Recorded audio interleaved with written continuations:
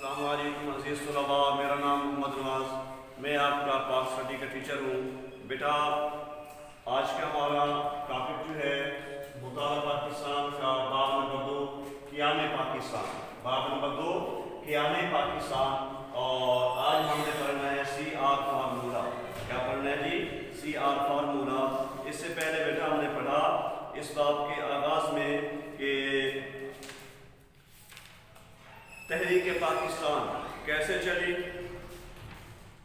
پھر اس کے بعد قرارداد پاکستان ہم نے پڑھا، اس کا پس منظر، خطبہ صدارت قائد اعظم محمد علی جناح رحمۃ اللہ علیہ کا، اور پھر اس کے بعد کرپس مشن ہم نے پڑھا کہ آپ کو یاد ہوگا بیٹا کہ کرپس مشن برِ صغیر کب آیا تھا؟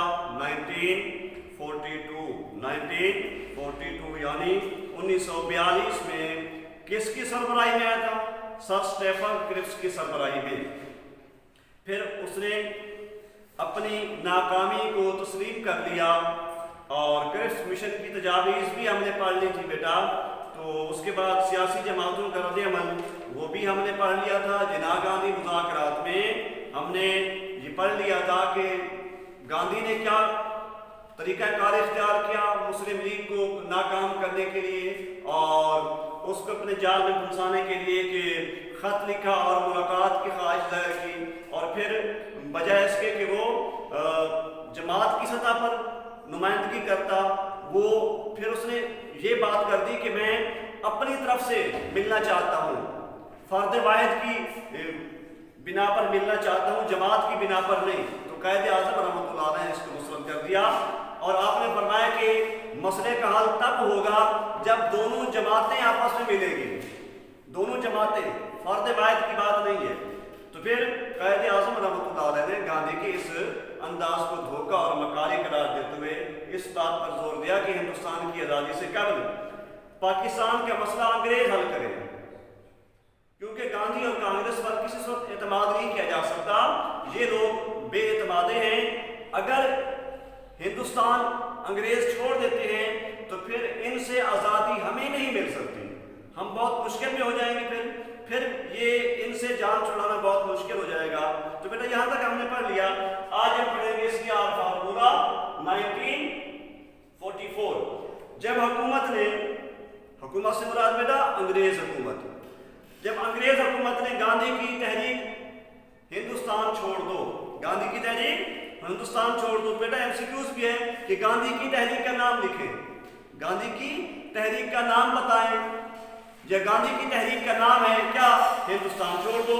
اس تحریک کو انگریز حکومت نے سختی سے کچل دیا اور گاندھی کو جیل میں ڈال دیا۔ تو اس طرح گاندھی کی تحریکوں میں جان نہ رہی۔ جب وہ ناکام ہو گیا تو اس نے صرف اپنی ناکامی کو تسلیم نہیں کیا، بلکہ وہ چاہتا تھا کہ میں تو ناکام ہوا ہی ہوں، صنم ہم تو ڈوبے تمہیں بھی لے ڈوبیں گے۔ تو اس نے مسلم لیگ کو بھی دبونے کی کوشش کی، اور پھر اس نے یہ سازشی چال بچھایا اور قائد اعظم کو ایک سازشی چال میں پھنسا کر مسلم لیگ کو کمزور کرنے کی کوشش کی۔ اس سازش میں گاندھی نے چکرورتی راج گوپال آچاریہ کو استعمال کیا اور اسے کہا کہ تقسیم ہند پر اپنی رائے دے کہ تم کیا چاہتے ہو، تقسیم ہند کس طرح ہو۔ چکرورتی راج گوپال آچاریہ ایک انڈین نیشنل کانگریس کا ایک رہنما تھا۔ تو میرا سوال ہے کہ راج گوپال آچاریہ کون تھا؟ راج گوپال آچاریہ کون تھا؟ راج گوپال آچاریہ کون تھا؟ ٹھیک ہے، تو راج گوپال آچاریہ انڈین نیشنل کانگریس کا ایک رہنما تھا۔ پھر ایم سی کیوز ہے کہ راج گوپال آچاریہ کا تعلق کس سے تھا؟ مدراس سے تھا۔ اور پھر شاید سوال ہے کہ راج گوپال آچاریہ عوام میں کس نام سے مشہور تھا؟ راجا جی کے نام سے مشہور تھا۔ یہ تینوں بیٹا ایم سی کیوز بھی ہیں، شاید سوال بھی ہیں۔ تو آگے بیٹا سی آر فارمولے سے کیا مراد ہے؟ سی آر فارمولے سے کیا مراد ہے؟ یہ شاید سوال ہے بیٹا۔ مارچ 1944 میں گاندھی اور راج گوپال آچاریہ نے ایک فارمولے کو حتمی شکل دی، اس کو سی آر فارمولہ کہا جاتا ہے، اس فارمولے کو سی آر فارمولہ کہا جاتا ہے۔ ٹھیک ہے بیٹا، اس دوران جیل سے ہی ہندو مسلم مسائل پر، کیونکہ گاندھی جو تھا اس وقت جیل میں تھا، ہندو مسلم مسائل پر گاندھی اور قائد اعظم کے درمیان خط و کتابت جاری رہی۔ اس فارمولے کو قائد اعظم کے پاس بھجوا دیا گیا، اس فارمولے کو قائد اعظم کے پاس بھجوا دیا گیا۔ قائد اعظم کو فارمولے کی تفصیلات سے 8 اپریل 1944 1 اپریل 1944 کو آگاہ کیا گیا۔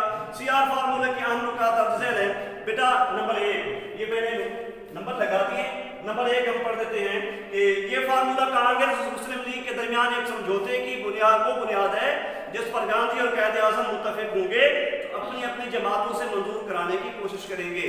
جی بیٹا، نمبر 2 کیا ہے؟ جنگ عظیم دوم۔ آپ کو پتا ہے جنگ عظیم دوم کا سن کون سا ہے، کب شروع ہوئی؟ 1939 میں شروع ہوئی، کب ختم ہوئی؟ 1945 میں۔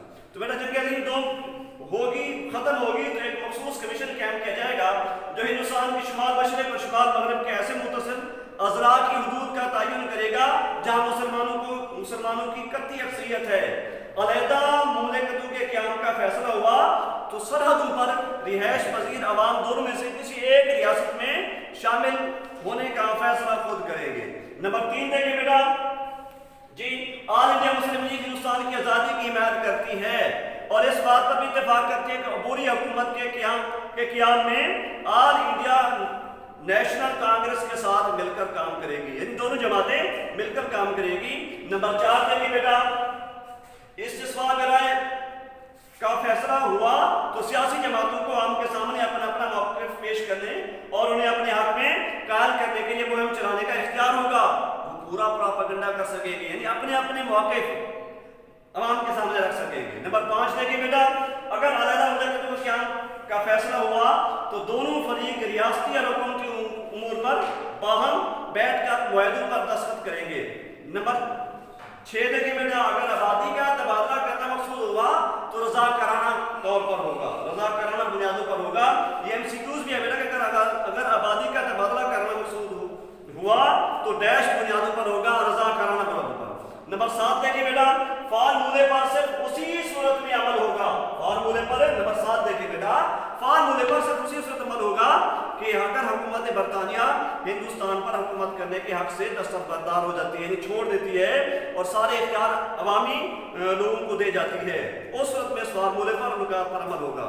پھر ہوا کیا بیٹا؟ بالآخر یہ ہوا قائد اعظم نے مسلم لیگ کی مجلس عاملہ کے مشورے سے سی آر فارمولے کو مسترد کر دیا۔ بیٹا آج کا ہمارا لیکچر مکمل ہوا۔ اگر کوئی پریشانی ہے، کوئی الجھن ہے، کوئی سمجھ نہیں آئی تو بیٹا آپ رابطہ کر کے اپنی پریشانی، اپنی الجھن دور کر سکتے ہیں۔